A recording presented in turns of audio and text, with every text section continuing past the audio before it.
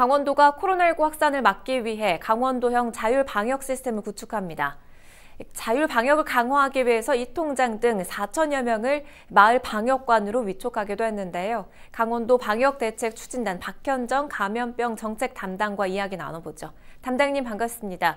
최근에 코로나19 재확산 조짐을 보이고 있어서 방역에 비상이 걸렸을 텐데 강원도형 자율방역 시스템이 구축됐다고요? 설명해 주시죠.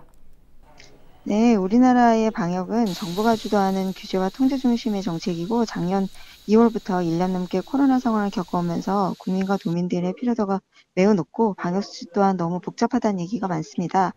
최근 발생하는 코로나 확진 양상은 특정 시설이나 집단이 아니라 친구나 지인, 가족 사이에서 방역 수칙을 무시하고 발생하는 경우가 많습니다.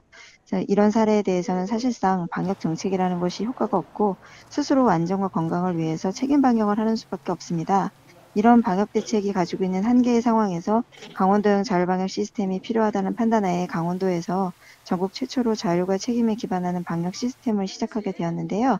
이 시스템은 그동안의 정부 주도 하향식 규제 중심의 방역 방식에서 벗어나 주민이 선도하고 자율적으로 참여하는 도민 방역 운동입니다.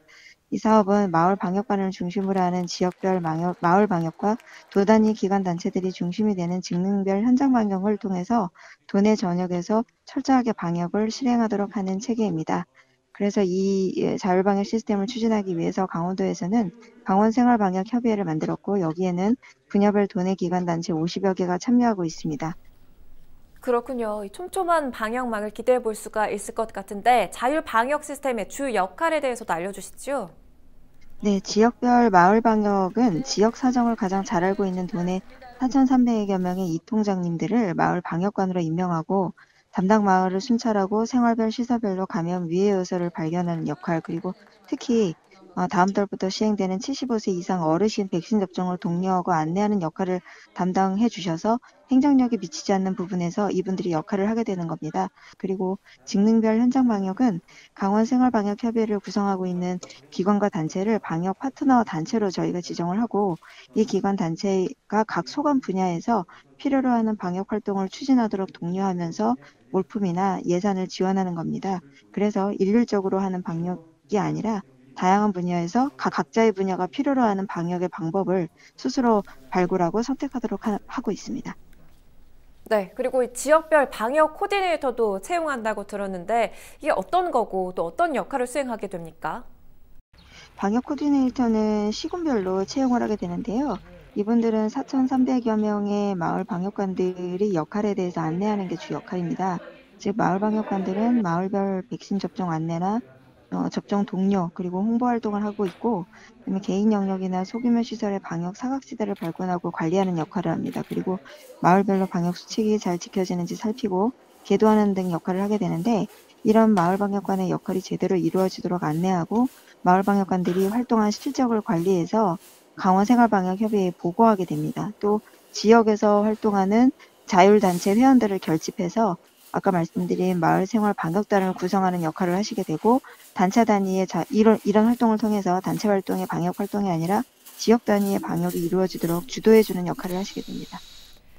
네, 끝으로 코로나19 확산 방지를 위한 당부의 한 말씀 주시죠.